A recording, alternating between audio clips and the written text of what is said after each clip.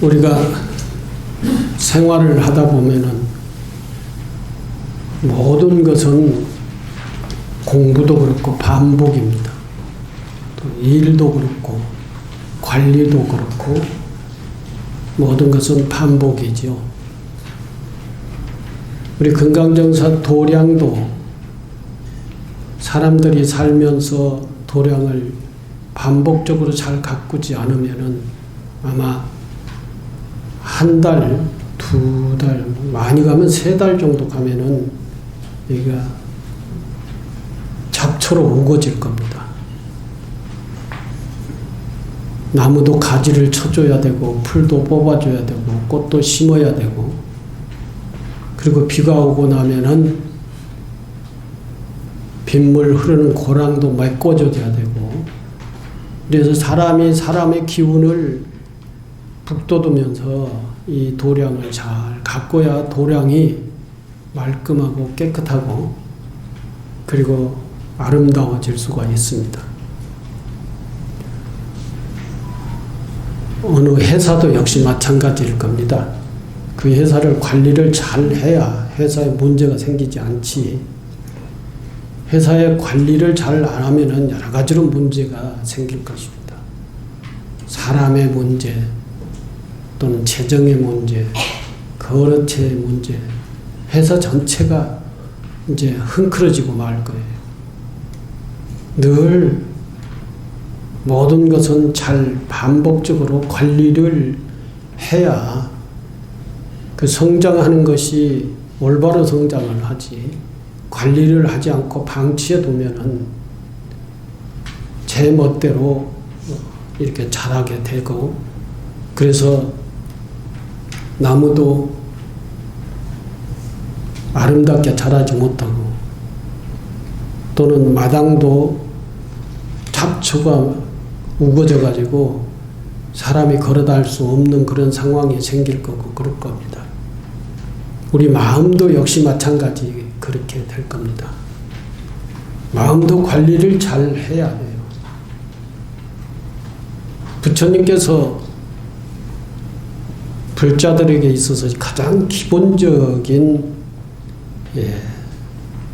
기도 수행에 대해서 기본적으로 가져야 될 것이 삼복에 기하라고 하는 것이죠. 부처님을 믿고 부처님에게 대한 믿음에 대한 신심이 있어야 되고, 부처님의 가르침을 잘 배우고 부처님 가르침을 늘 반복해서 생각을 하고 그것을 실천에 옮겨야 되고, 그리고 승가라고 하는 것은 부처님의 제자, 출가 제가를 다 망라해서 그걸 승가라고 그럽니다. 부처님 제자들을 승가라고 그랬죠. 이 승가와 서로의 화합하고, 그리고 서로 관계를 잘하고 서로 탁마하고, 탁마라고 하는 것은 서로의 관계를 통해서 나가 고쳐야 될 건 고치고 서로 주고받으면서 성장을 하는 것을 탁마라 그러죠. 금강정사에서 한 달에 한 번씩 포사를 하는 것도, 그것도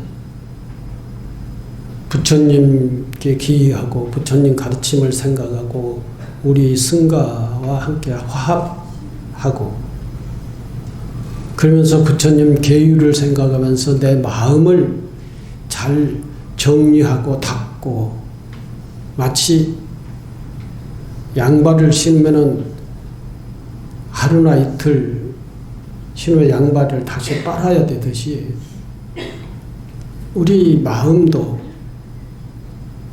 다시 세탁을 해야 되죠. 그 세탁은 부처님의 삼복에 기여하는 마음으로, 오계를 지키는 마음으로 이렇게 세탁을 해야 됩니다. 그래서 깨끗하게 세탁해서 햇볕에 말려 다시 옷을 입으면은 그 옷이 깨끗하고 마음이 상쾌해지지요.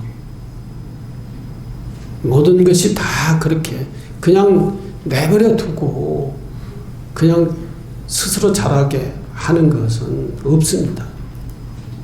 다 바로잡아줘야 되고 가꿔줘야 되고 붙들어줘야 되는 것이죠.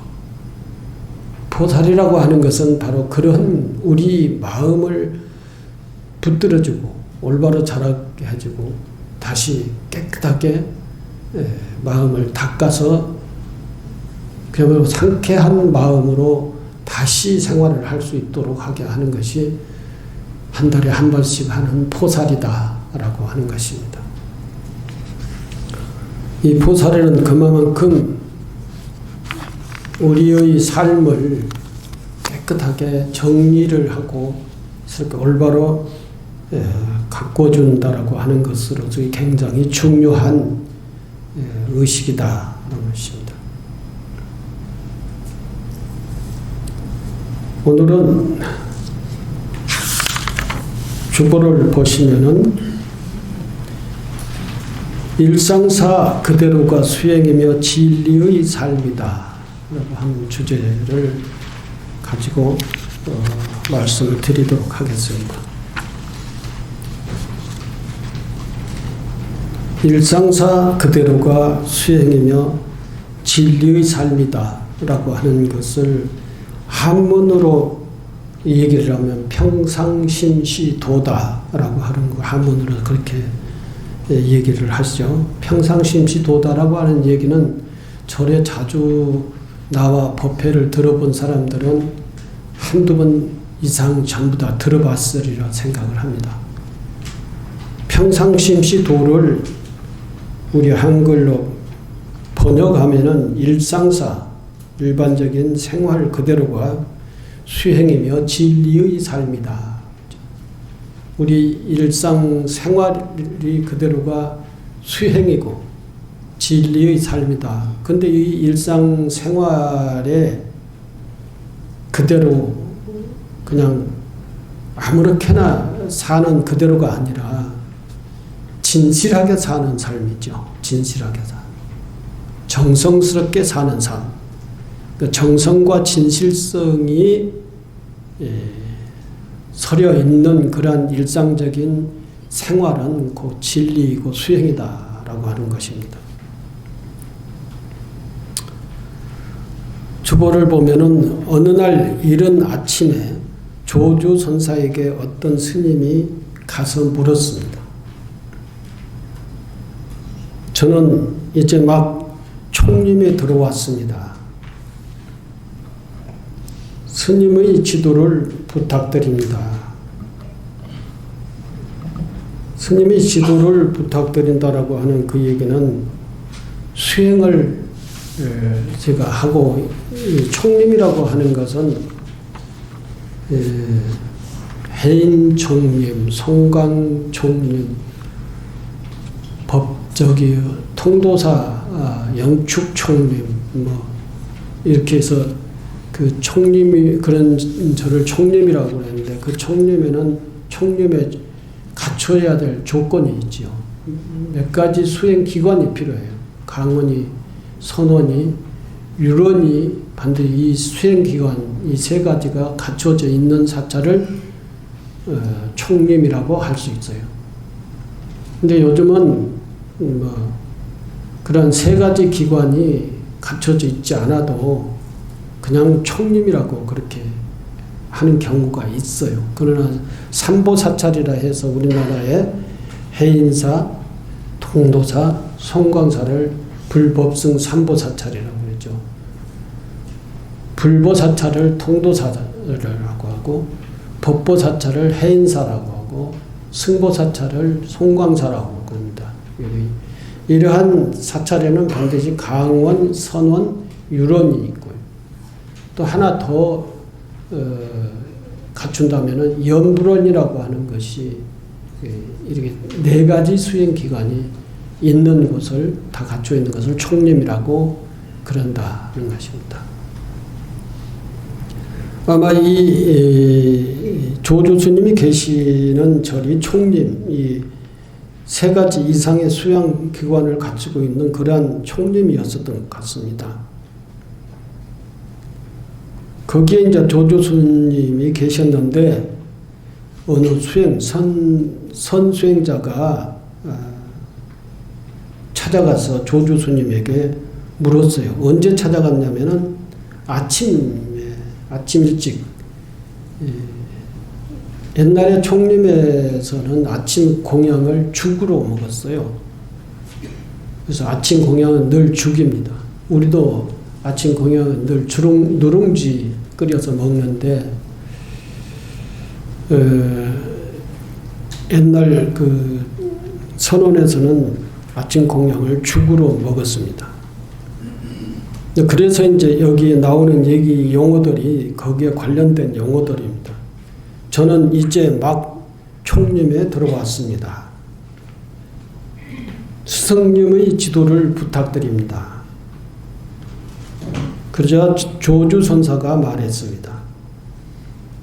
죽은 먹었느냐? 그러니까 죽은 먹었느냐 하는 얘기를 들어보면은 아침이죠. 그때가. 아침 밥은 먹었느냐? 이 얘기인데 죽은 먹었느냐라고 하니까 죽은 먹었습니다. 먹었으면은 바로나 씻어라. 그러자 그 말을 듣고 그 스님이 크게 깨달았다. 그러는 것입니다. 이 얘기가 어떤 보기에는 아무 내용이 없는 거잖아요. 아침 수행의 방법을 지도를 해달라고 그랬는데 죽은 먹었느냐? 죽은 먹었습니다. 죽은 먹었으면은 죽 먹은 그릇이나 씻어라. 이렇게 대답을 해주니까 수행의 방법에 대해서 물었는데 수행의 방법에 대해서는 얘기해 주지 않고 밥 먹었느냐? 밥 먹었으면 밥그릇이나 씻어라. 이렇게 대답을 했단 말이죠. 이게 이제 그 얘기를 듣고 이 수행자 스님이 밥 먹었으면 밥그릇 씻어라 하니까 그 얘기를 듣고 딱 깨달았다는 것입니다. 여기 뒤에 이제 여기 해설이 나오는데 어떤 스님이 조주선사에게 아침 공양 직후 수행의 길을 물었던 것입니다. 수행의 길이란 견선성불 깨달음의 방법입니다. 또한 진리에 입각한 삶의 길, 보살행이기도 합니다. 수행의 길이라고 하는 것이. 조주선사의 대답은 참으로 간단하고 쉬우며 누구나 당연히 하는 일상사입니다. 가르치지 않아도 밥 먹으면 밥그릇을 씻을 수 아는 것이죠. 밥그릇 씻을 줄 모르는 사람은 없어요. 뭐 우리나라 절에 가서 보면은 바로 공양을 하지 않은 상공양을 하는 절에 가서 밥을 먹어보면은 설거지를 안 하죠. 그냥 밥만 먹고 나오면은 설거지는 그 부엌에 있는 사람들이 공양주나 또는 행자들이 이제 하게 하는데 그런 것만 보고 그런 것만 아는 사람들은 저게 무슨 얘기인가? 왜 밥그릇을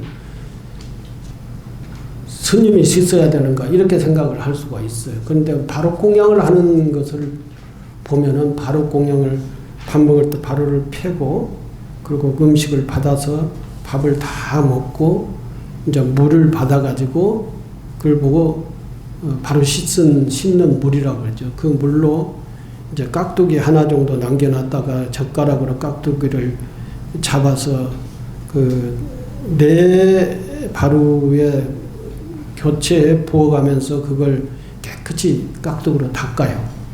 그리고 마지막 이제 바루에 이제 남은 물을 그걸 다 마십니다. 깍두기까지 다 깍두기도 먹고 밥으로 씻은 물을 다 먹어요.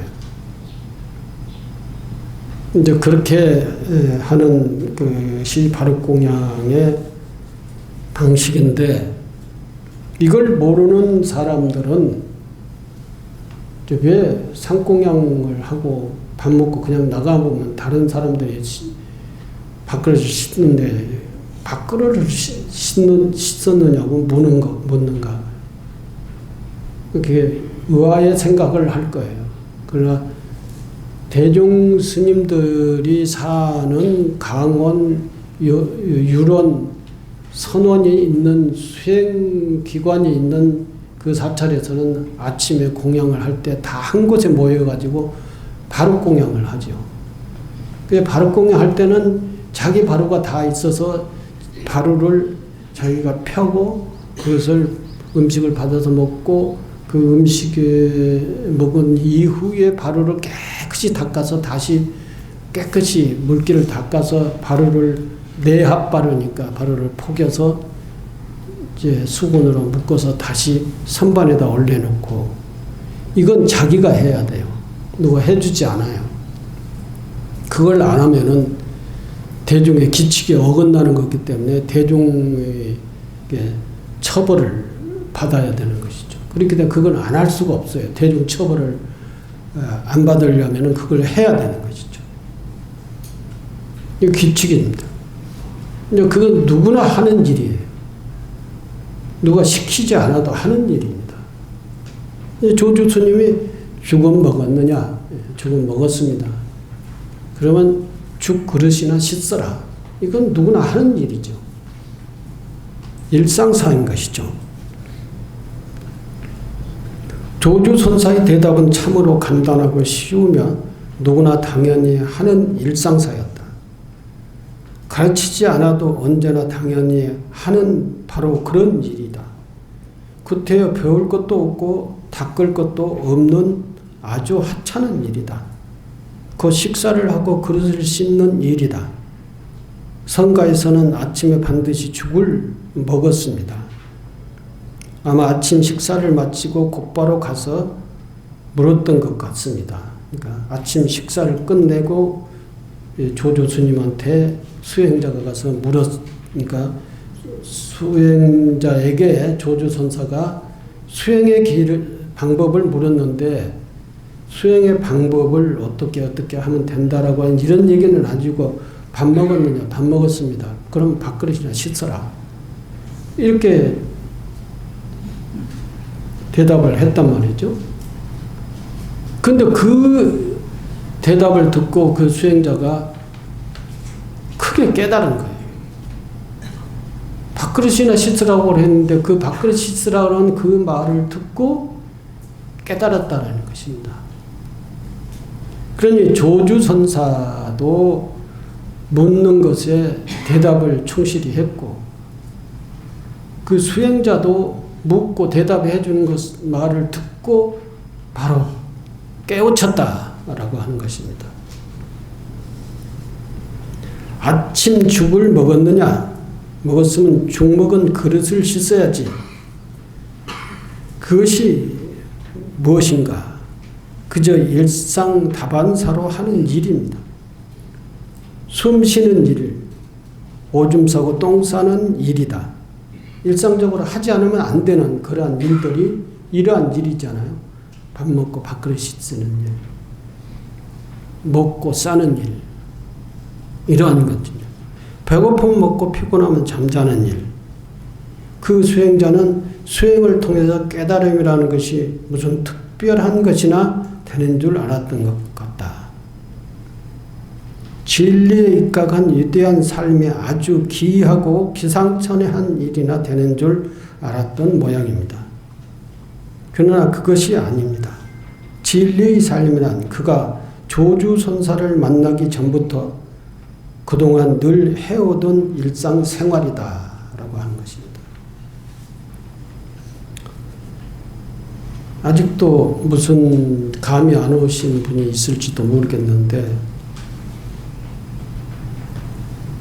수행자가 조주스님이라고 하는 것은 아주 그 중국 그 시대에 아주 유명한 스님이시죠. 선사죠. 그리고 유명한 선사에게 가가지고 수행의 길을, 수행의 방법에 대해서 물었는데 조주 스님이 대답을 그렇게 했죠. 밥 먹었느냐? 네. 밥 먹었으면 밥 먹은 그릇이나 씻어라. 그러니 그 대답을 듣고 수행자가 크게 깨우쳤다는 것입니다.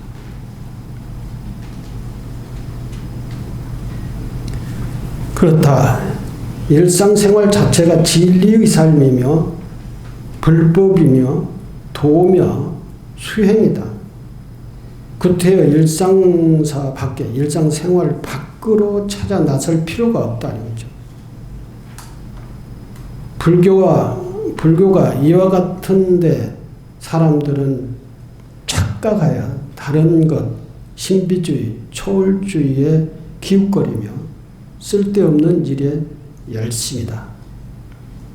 그저 열심히 성실하게 사는 모습이 아름다울 뿐 꼭 특별한 것이라야 되는 것은 아니다 이것이죠.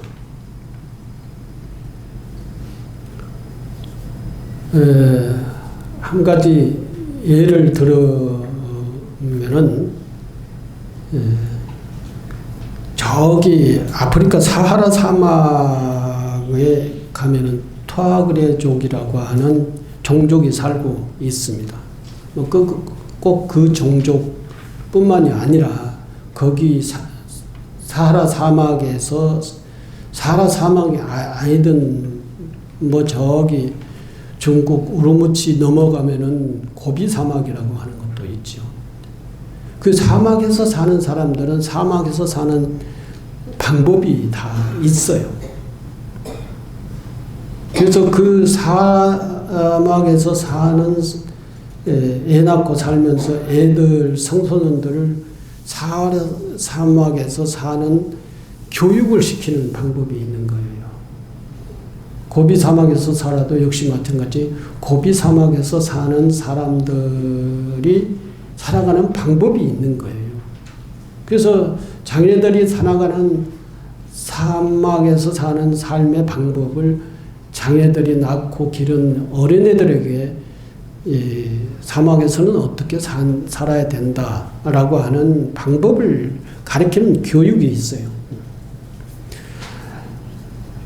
사하라 사막의 투아그레족이 있는데 그 종족에는 청소년들에게 독특한 삶의 교육법이 있습니다.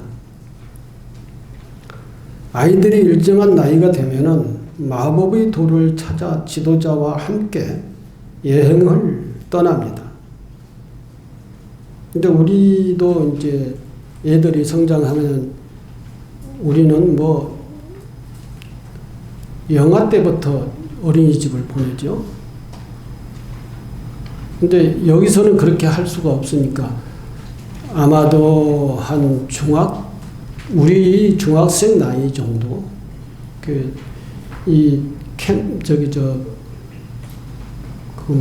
텐트를 짊어지고 따라다닐 정도 나이가 돼야 되니까 중학생 정도 나이가 돼야 되겠죠.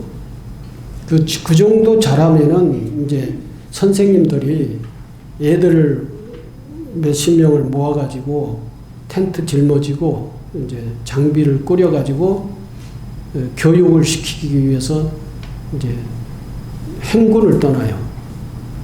행군을 떠나는데 그 행군 기간이 얼마 동안이냐면은 3개월이에요, 3개월. 3개월이면 100일이죠.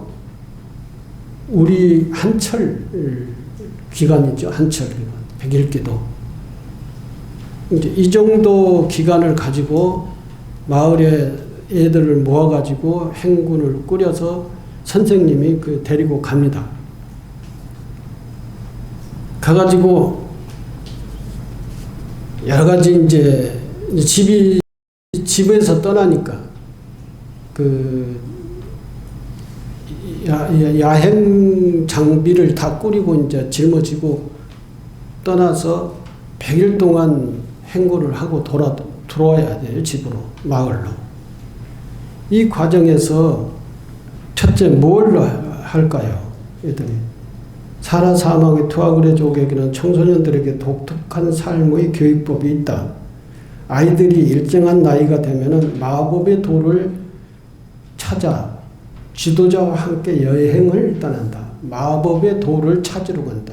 이 마법의 돌이라는 것은 뭐냐면은 신비한 돌이고 뭐든지 다 할 수 있는 그러한 마치 여의주와 같은 그러한 돌이에요. 이 돌을 100일 동안 행군 속에서 찾아야 되는 거예요. 누구나 다 하나씩 돌을 하나씩 찾아야 되는 거예요. 그 돌을 찾기 위해서 떠납니다. 떠나서 거친 모래, 폭풍이 몰아치는 사막을 3개월, 약 100일 이상 고통의 행군을 해야 합니다.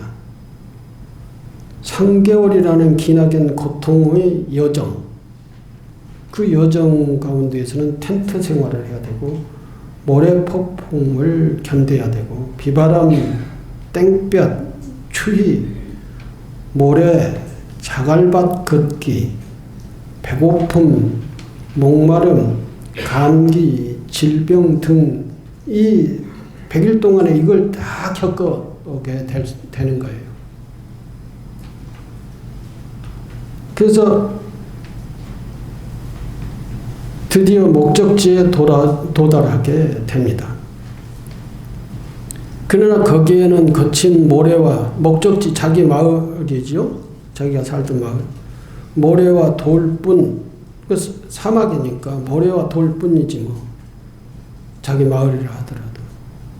특별한 마법의 돌은 어디에도 없었습니다. 마법의 돌을 찾으러 100일간 행군을 갔다가 집에 돌아왔는데 마법의 돌은 찾지 못하고 그냥 빈손으로 마을에 돌아온 거예요. 그러니까 선생님이 우리를 속였다. 마법의 돌은 누구도 찾지도 못했고 그냥 빈손으로 돌아와서 있는데 애들이 이제 마법의 돌을 찾으러 갔는데 마법의 돌은 찾지 못하고 우리 다 그냥 빈손으로 돌아왔다. 선생님이 우리를 사기친 거 아니냐 하고 선생님한테 막 불만을 터뜨려요. 거기에는 거친 모래와 자기 마을에 거친 모래와 돌뿐 눈에 보이는 특별한 마법의 돌은 어디에도 없는 거예요. 아이들이 불만을 터뜨리자 지도자 선생님은 이렇게 말합니다. 너희가 3개월 동안 고난의 행군을 통해서 얻은 수련의 힘이 바로 마법의 돌이다. 너희들은 이제 어떠한 사회적 자연의 시련도, 사회적 시련과 자연의 시련이 와도 그것을 이겨낼 수 있는 신비한 능력을 지니게 된 것이다. 100일 동안 청소년들은 선생님이 이끌고 100일 동안 행군을 하는 그 과정에서 사막에서 일어날 수 있는 모든 것을 다 겪은 거죠. 그리고 그 모든 상황을 다 극복을 한 거예요. 그래서 100일 동안 행군을 해서 마을에 딱 돌아왔는데 애들은 진짜 마법의 돌을 찾을 수 있다고 생각하고 선생님 지도를 받아서 100일 동안 따라다녔는데 그냥 빈손으로 들어온 거죠.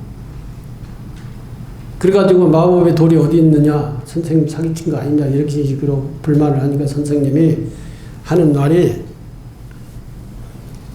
너희가 3개월 동안 고난의 행군을 하면서 얻은 수련의 힘이 바로 마법의 돌이다 그랬어요.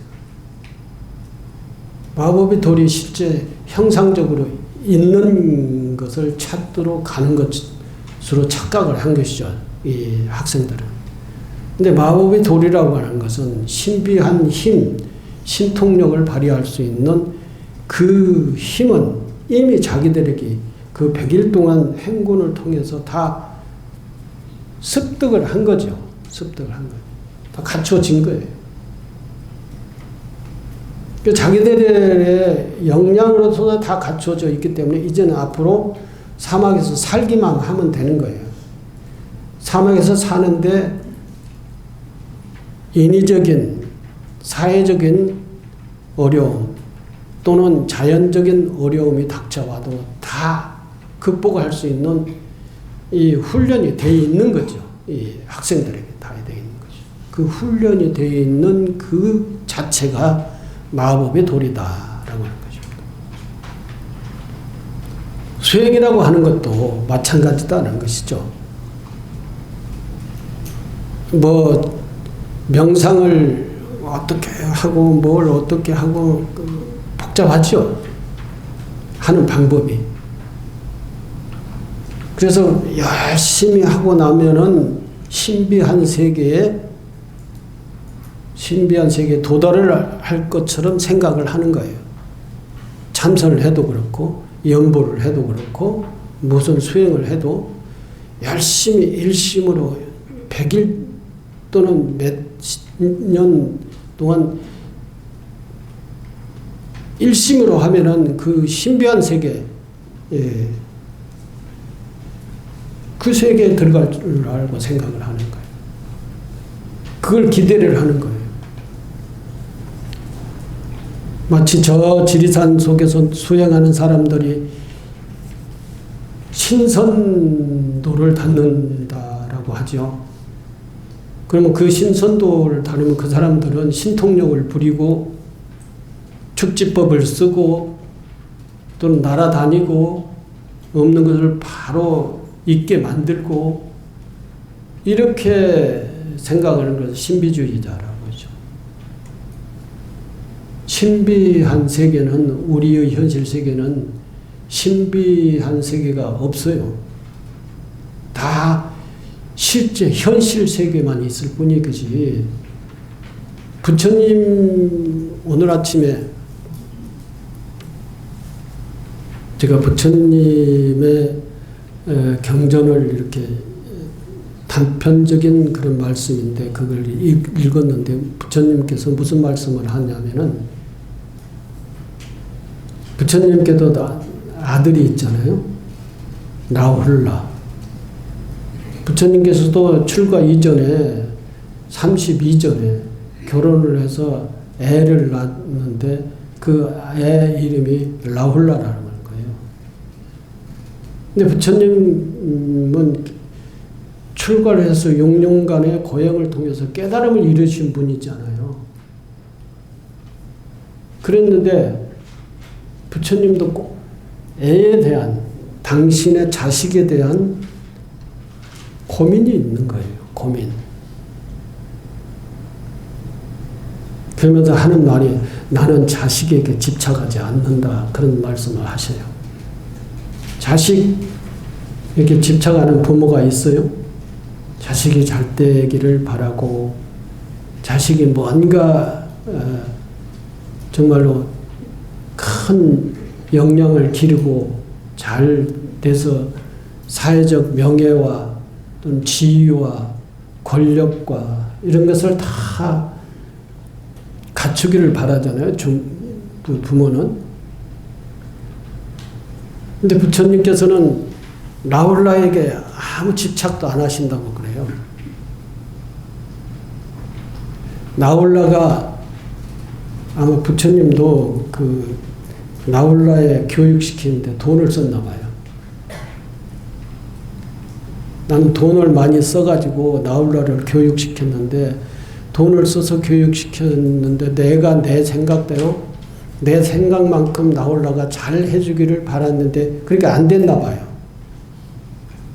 안 됐는데 나중에는 이건 내가 집착해서는 안 되겠구나 하는 생각을 하고 그 집착을 안 하셨다고 그런 얘기를 경전에 말씀하셔요. 그런 그 라훌라에 대한 그런 얘기가 여러 가지가 나오는데 그걸 보고 부처님의 깨달음의 세계는 신비적인 세계가 아니다. 비현실적인 세계가 아니다 이거죠. 부처님께서 말씀하시는 그 말씀을 보면은 똑같아요. 여러분들하고 똑같아요. 자식에게 대한 생각은 똑같았어요. 그런데 그 집착을 해서는 안 된다라고 하는 것을 빨리 깨우친 것이죠. 빨리. 그래서 부처님은 너무나도 현실주의자, 너무나도 인간적인 그런 분. 부처님께서 무슨 신비적인 세계를 막 안내를 하고 여기 가면은 뭐 어떻고 이런 것으로 안내하시는 분은 아니에요. 정말로 인간적이고 정말로 현실적이고 정말 우리가 노력을 해서 이루어지는 그러한 것들을 말씀하신 분이시지, 우리가 도저히 우리 힘으로 이룩할 수 없는 어떠한 그러한 신비주의적인 세계에 안내하시는 그러한 분은 아니시다라는 것이죠, 부처님. 수행도 마찬가지죠. 수행이 통해서 이 투하거래족 청소년들에게 교육을 하는 것도 마찬가지잖아요. 신비적인 마법의 돌을 찾으러 간다고 했는데 실제 그 마법의 돌이 있는 줄 알고 청소년들이 따라갔죠. 그래서 그 마법의 돌을 찾기 위해서 열심히 지도자 선생님한테 이끄는 대로 따라갔는데 그 과정에서 자기네들이 그 사막에서 살아야 될 모든 것을 다 겪은 거죠. 현실적으로 다 겪은 거예요. 그래서 이제는 사막에서 살아나가는 데 있어서의 어떠한 상황이 다가오더라도 다 대응할 수 있고 극복할 수 있는 그러한 역량이 된 그러한 청소년들로 길러진 거예요. 훈련된 거예요. 그 청소년들 그 훈련 그 자체가 마법의 도를 소유하고 있는 거랑 같은 것이다는 것이죠. 우리 수행도 역시 마찬가지다. 신비적으로는 어딘 세계에 꿈에 뭐가 나타나고 그러한 얘기도 있죠. 몽중가피, 꿈을 꾸어져가지고 부처님이 나한테 가피를 주고, 현중가피, 지금 열심히 정지를 하는데 그 정진한 일심 속에 뭔가 부처님이 나한테 가피를 내려주고, 이러한 등 세 가지 가피가 있어요. 그 가피를 얘기를 하는데 우리는 그 얘기를 알아듣기를 그건 신비한 방법으로 그것이 나에게 가피가 주어지는 것처럼 생각을 해요. 근데 열심히 현실적으로 열심히 수행하고 기도를 하다 보면은 그것이 이루어지는 거예요. 내가 열심히 기도해서 원하는 원력이 그게 현실적으로 이루어지는 것이지 어디 비현실적인 곳에서 나한테 떨어지는 것이 아니다는 것이죠. 기도도 그렇고 수행도 다 그렇다는 것이죠.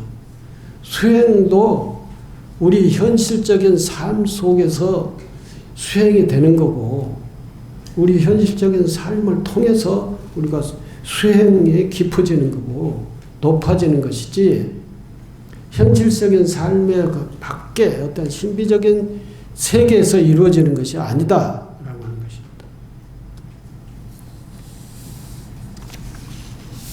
제가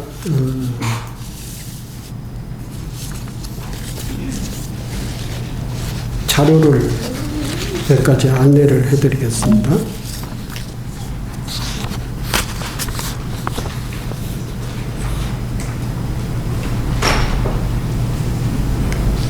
평상심시 도다라고 하는 그 의미는, 평상심은 다 여러분들이 아시다시피 우리 일상적인 생각을 평상심이라고 그래요. 현실적이고 일상적인 생각. 그러나 그것이 도가 되고 그것이 기도가 되고 수행이 되려면은 그 일상적인 생각이 그냥 아무 정성이 들어가지 않고 진실성이 들어가지 않는 그러한 마음이 아니에요. 정성과 진실성, 집중력 이런 것들이 다 개입된 그런 상태의 마음을 평상심, 시도다라고 하는 거예요. 일상적인 마음, 특별히 인위적인 것이 없는 자연스러운 마음 상태를 평상심이라고 그러고, 욕망이나 집착, 억지로 노력하지 않는 평온한 마음, 조작하지 않는 마음이라는 것이죠. 인위적인 마음이 아니라는 것입니다. 있는 그대로의 마음을 평상심이라고 그러고, 시도다라고 하는 것은 이것이 도다 이거죠. 평상심 이것이 도다라고 했죠. 전때 신비주의적인 세계를 통해서 도가, 수행이, 기도가 이루어진다라고 생각을 하면은 그것은 그 도는 이루어지지 않는다. 어디까지나 내가 노력을 투여한 만큼 내가 정성으로, 내가 진심으로, 내가 집중력을 통해서 그것을 노력을 해서 이루어지는 것이, 그것이 기도 성취고, 그것이 수행 성취고, 그것이 진리의 성취다라고 하는, 진리는 깨달음은 그것을 통해서 이루어지는 것이지 다른 어떠한 다른 방법이 없다라고 하는 것이 평상심시 도라고 하는 뜻이다는 것이죠. 이와 비슷한 얘기는 뭐냐면은 수처작조 입처개진이라고 하는 얘기가 있어요. 이것은 어느 곳이든지 주인이 되면 그 자리가 곧 진리다라고 하는 것이 수처작조 입처개진이라고 하는 뜻이에요. 왜 선방에 가면은 이런 그 붓글씨로 액자를 써서 이렇게 걸어놓고 선방에서 그걸 보면서 정진을 하는 경우가 있어요. 어떤 것에서 주인으로 살라. 절에 와도 절의 객이 아니라 부처님 제자답게 주인의 입장에서 절에서 어떤 그 기도를 하든지 아니면 봉사를 하든지 이러한 것을 해야 되는 것이지, 나는 객이야, 나는 뭐 밖에 절에서 살지 않는 절의 주인이 아니야, 그러니 나는 저걸 봉사를 하지 않아도 돼, 난 시간 없어, 나는 하기 싫어, 이런 식으로 하면은 절의 주인이 아닌 것이죠. 절은 신도들이, 스님들과 신도들이 주인이에요. 이 절이 내가 뭐 주지라고 하더라도 이 절을 내가 뭐 갈 때 누구한테 뭐 팔고 갈 거예요? 그런 게 아니잖아요. 절은 1000년, 2000년이고 그대로 역사를 유지하면서 존립을 하잖아요, 절이. 그러면서 그 절에 다니면서 거기서 수행을 하고는 스님들이나 거기서 기도를 하는 신도나 그런 사람들이 절의 주인이에요. 그래서 절에 가서 절의 주인의 입장에서 신앙생활을 하면은 그 사람이 그 절에서 그 신앙생활 자체가 주인이라는 것이죠, 주인. 수처작조, 어느 곳이든지 가서 내가 주인의 입장에 서서 거기에 생활을 하면은 수처작조 입처개진이다. 이것이 평상심시 도하고 같은 맥락의 뜻이다라는 것이죠.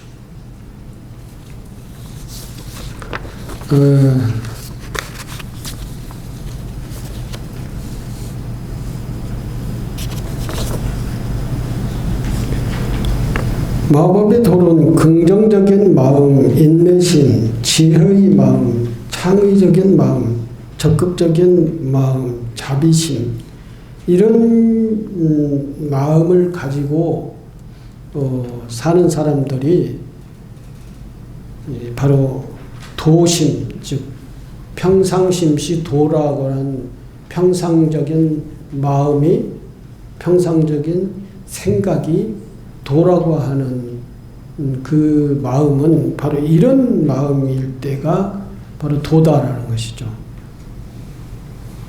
긍정적인 마음, 인내심, 지혜의 마음, 창의적인 마음, 적극적인 마음, 자비심, 이런 것들이 평상심으로서의 도다라고 하는 것입니다. 마법의 돌은 모든 것을 가능하게 하는 신비한 돌이다. 우리가 가지고 있는 것 중에서 모든 것을 이룰 수 있는 마법의 돌은 바로 우리의 평소의 삶의 훈련과 습관이다. 좋은 습관, 평상심, 좋은 습관은 인생을 행복하게 만들고 내 주위도 행복하게 만드는 마법의 돌이지만, 나쁜 습관, 고정관념, 이데올로기, 이런 것은 인생을 불행하게 만들고 주변도 좋지 않는 영향을 미친다는 것이니까, 주인의식을 가지고 또 평상심을 가지고 이렇게 진실한 곳, 정성스러운 마음을 가지고 모든 생활에 임했을 때 그것이 바로 수행이고 그것이 바로 도를 향하는 마음이다 라고 하는 것입니다. 이 글만 한 가지 소개를 해드리고 마치도록 하겠습니다. 이것도 이제 이 글 제목도 평상심시 도이다라고 하는 것입니다. 인생에 있어서 매일매일 이루어지는 일상의 생활보다 더 중요한 일은 없다. 깊이 생각해 보면 오늘 벌어지는 일상보다 귀한 것은 없다. 그렇죠? 오늘 같은 날이 어제도 있고 오늘도 있고 내일도 있고 앞으로도 계속 있을 것이니까 오늘의 이 일이 중요하지 않게끔 흘러보낼 수도 있지만, 그러나 그 중요하지 않게 흘러보낼 수 있는 그러한 일들이 가장 중요하다는 것입니다. 절대 그것이 소중하지 않다라고 이렇게 생각하면 안 된다는 것이죠. 평상심이 도라고 생각을 하는 사람은 일상적인 매일매일의 일상적인 생활이 기도고 수행이고 그것이 도다라고 하는 것을 생각을 하면서 그 일상적인 일에 최선을 다해야 된다는 것이죠. 그런 얘기도 있습니다. 저 뒤에 나오는 얘기인데, 우리가 언제 태어났느냐? 오늘 태어났다 이거죠. 태어난 날 그날 오늘이에요. 우리가 언제 죽느냐? 오늘 죽는다 이거죠. 앞으로 언제인지 모르지만 그 죽는 오늘 죽는다 이거죠. 그렇기 때문에 오늘은 태어나기도 하고 죽기도 하고 모든 것을 성취하기도 하는 그러한 오늘이다 이거죠. 이 중요한 이 평상, 오늘, 이 생각, 이 삶, 이게 중요하게 생각하지 않으면 안 된다는 것입니다.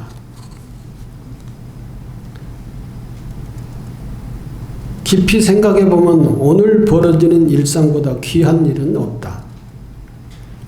오늘을 쉽게 생각하거나 방종한 일은 참으로 어리석은 일이다. 오늘을 절대 막연하게 보내서는 안 된다. 처음 태어난 날도 오늘이요. 마지막 죽는 날도 오늘일 것이다. 자비심, 보리심, 반야심, 해탈심을 오늘에 두고 오늘에 쓰면 지금 바로 사용해야 한다는 말이다. 관념에 사로잡히거나 전도 몽상에 빠져 현실을 도피하거나 현재를 묵인해서는 안 된다. 전도 몽상이라고 하는 의미는 거꾸로 된 것이죠. 올바로 된 게 아니라 거꾸로 된 생각이죠. 그런 전동 몽상의 거꾸로 된 생각의 빠져 현실을 도피하거나 현재에 묵인해서는 안 된다. 지혜의 눈으로 세상을 보라. 지금에 벌어지는 시절 인연을 묵인하고 사는 사람이 많다는 것이다. 사람이든 물질이든 형상이 있거나 없거나 보리심으로 받아들이고 자비심으로 풀라는 말이다. 자기의 마음속을 살펴라. 법당에서 자비심을 일으키고 법당 밖에 가서는 삼독심에 빠지는 사람이 많다는 것이다.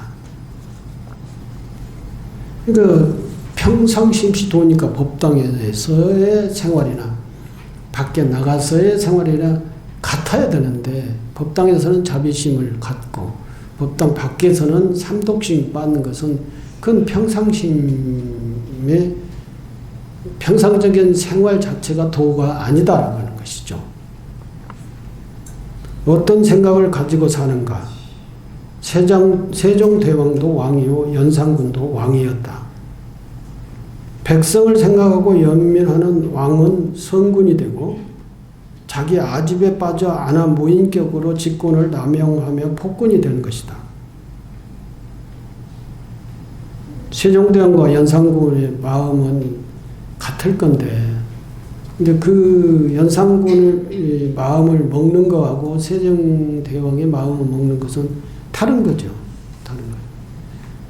백성을 생각하는 마음이냐 백성을 생각하지 않는 마음인가 자기만 생각하는 건가 권력 남용만 하는 생각인가 이런 것들이 차이가 있어요.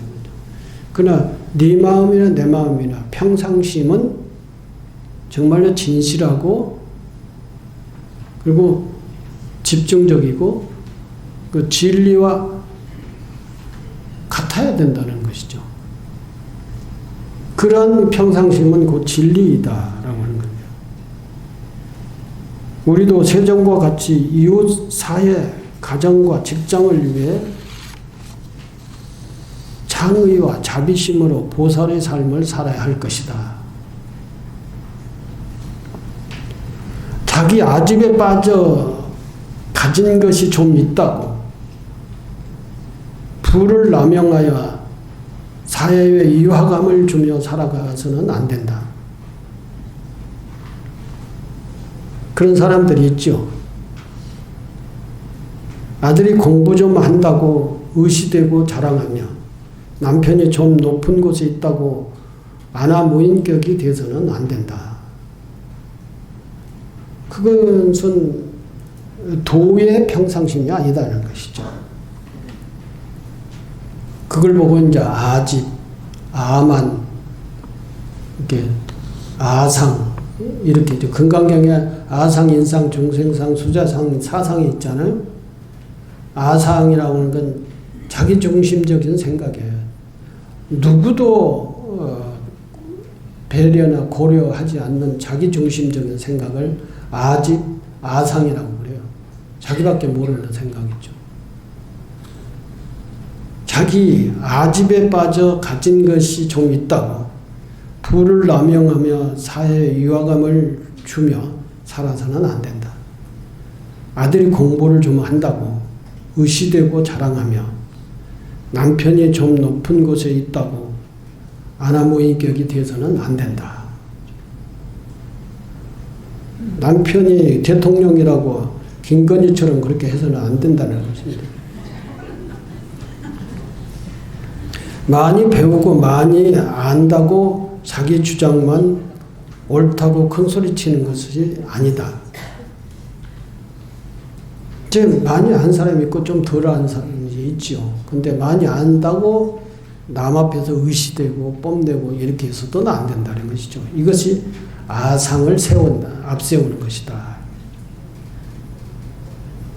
불교의 교리, 불교의 이해를 논리적으로 많이 안다고 자기 주장만 펼치며 아상, 인상, 중생상, 수자상병에 걸려 폐인이 되는 수도 있다. 이제 그 바이러스에 걸려 질병이 걸리는 병자가 있고 이처럼 아상인상 종생상 수자상에 걸려서 병든 자가 있어요. 그래서 우리 불교는 아상인상 종생상 수자상을 없애는 것이죠. 금강경에서는 아상인상 종생상을 다 없애라고 하는 것이 금강경의 가르침이에요. 아상인상 종생상에 대해서 자세히 말씀을 안 드려가지고 궁금하실 건데, 아상은 내가 최고다라고 하는 생각이에요. 나밖에 없다. 그리고 다른 사람이 나를 조금 무시하는 그런 표정을 하면은 못 견디는 사람들이 있어요. 인상은 인간이 최고다라고 하는 생각이죠. 그러면서 다른 종생들, 다른 모든 생명들을 다 무시하고 인간을 위해서 너희들은 살아야 된다. 인간을 위해서 너희들은 다 죽어도 괜찮아. 이런 생각을 인상이라고 그러는 거죠. 종생상은 또 뭐냐? 나는 종생이니까 그거 할 수 없어요. 나는 안 배웠으니까 할 수 없어요. 나는 그건 능력이 없어요. 나는 못해요. 이렇게 가지고 다 발빼버리는 이런 것을 종생상이라고 그러는 거예요. 수자상이라고 하는 건 뭐냐? 나는 수자다. 수행했다. 나는 많이 닦았다. 나는 많이 기도했다. 그러면서 그런 사람들이 스님들에게 수자상이라고 하는 것이 제일 많다고 그러는 거예요. 나는 스님인데, 출가자인데, 수행을 많이 했는데, 이런 생각을 뽐내고 내비치는 사람들, 그러면서 다른 사람을 무시하는 것, 이걸 이제 수자상이라고 그래요. 꼭 스님들에게만 있는 게 아니라 내가 절에 몇 년을 다녔는데, 내가 무슨 단체 장인데, 이를 해서 자기를 높이 세우고 다른 사람을 무시하고 뽐내는 이것을 수자상이라고 그런다. 이런 병에 걸리면 폐인이 된다. 라는 것이죠. 일상적인 평상심이 도가 되어야 한다. 그러한 아상, 인상, 종생상, 수자상의 그러한 상에 집착을 해가지고 수행했다, 기도했다, 불자다, 뭐에다 이렇게 하는 게 아니라 가장 소박하고 가장 진실하고 가장 대중들을 존중하는 그러한 마음으로, 일상적인 마음으로 살아야 그것이 평상심이 도인 것이다.